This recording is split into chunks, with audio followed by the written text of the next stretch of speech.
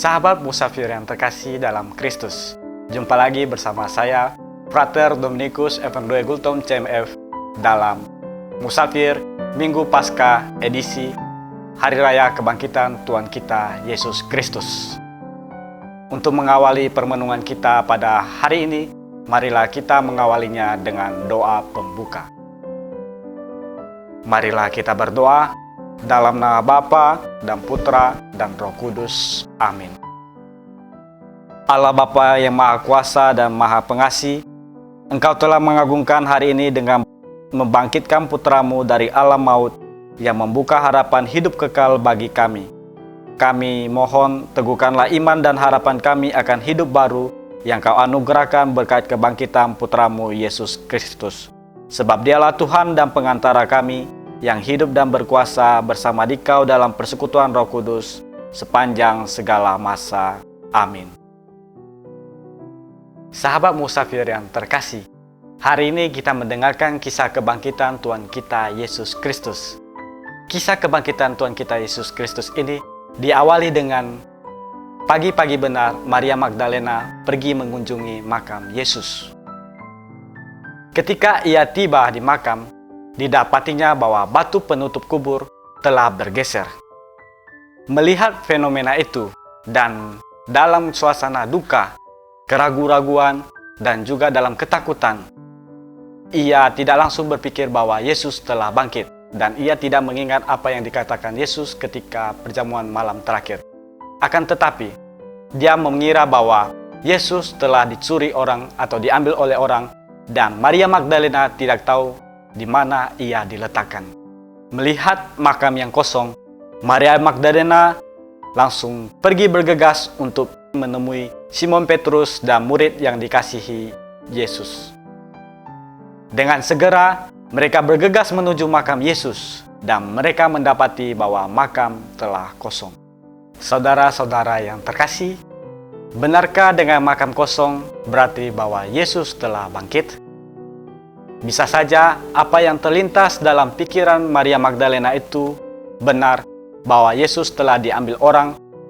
Bisa saja para ahli Taurat atau yang membenci Yesus menyuruh orang upahannya untuk mengambil jenazah Yesus agar jenazah Yesus dihancurkan sehingga para murid dan para pengikut Kristus tidak memiliki jejak sang guru. Apakah benar jenazah Yesus diambil oleh orang? Jawabannya adalah tidak. Jika jenazah Yesus diambil oleh orang, tentu saja orang yang mengambil itu akan memikul semua jenazah Yesus beserta kain, kafan, dan kain pelunya. Bukan malah meninggalkan kain kafan beserta kain pelu Yesus tersusun rapi di makam. Selain itu, kita juga mengetahui bahwa dalam proses pemakaman Yesus, Yusuf dari Arimatea dan Nikodemus membantu dalam proses penguburan Yesus.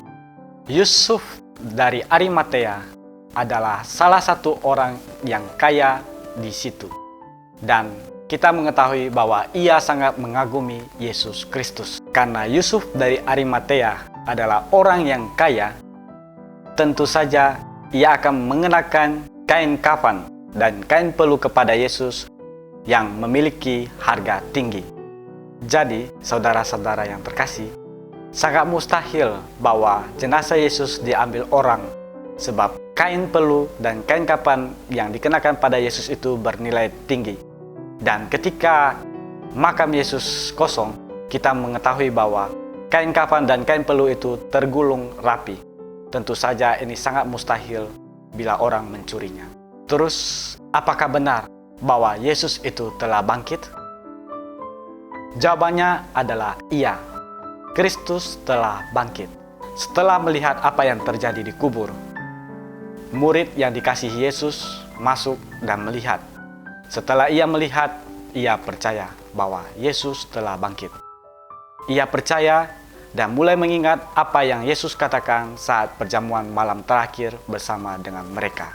Dari situ, murid yang dikasihi Yesus mulai mengerti dan ia mulai mengenal Yesus dan mengenal apa yang telah dikatakan Yesus.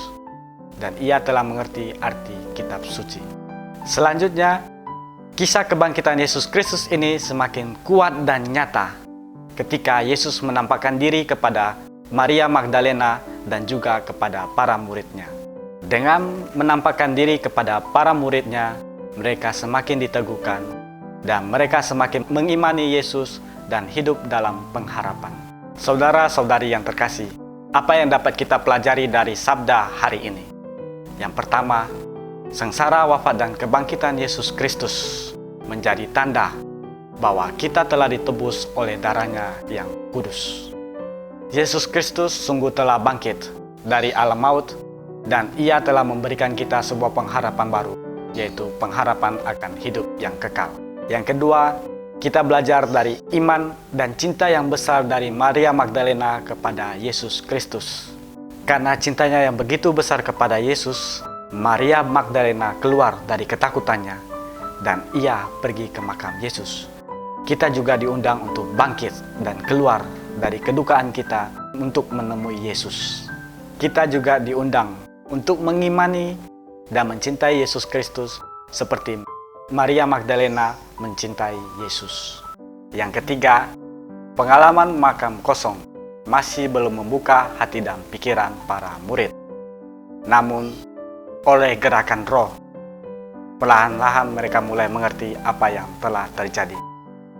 Oleh gerakan roh juga, mereka mulai mengerti dan percaya bahwa Kristus telah bangkit meski mereka tidak melihat. Semoga roh juga selalu menggerakkan kita untuk mengerti dan mengantar kita untuk selalu percaya akan Yesus Kristus yang telah bangkit. Saudara-saudari yang terkasih, marilah kita mengakhiri permenungan kita ini dengan doa penutup. Dalam nama Bapa dan Putra dan Roh Kudus. Amin.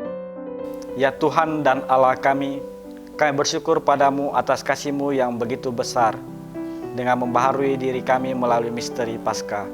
Semoga permenungan kami hari ini semakin mengantar kami untuk tetap terus teguh dalam iman, harap, dan kasih. Sebab Engkaulah Tuhan kami kini dan sepanjang segala masa. Amin.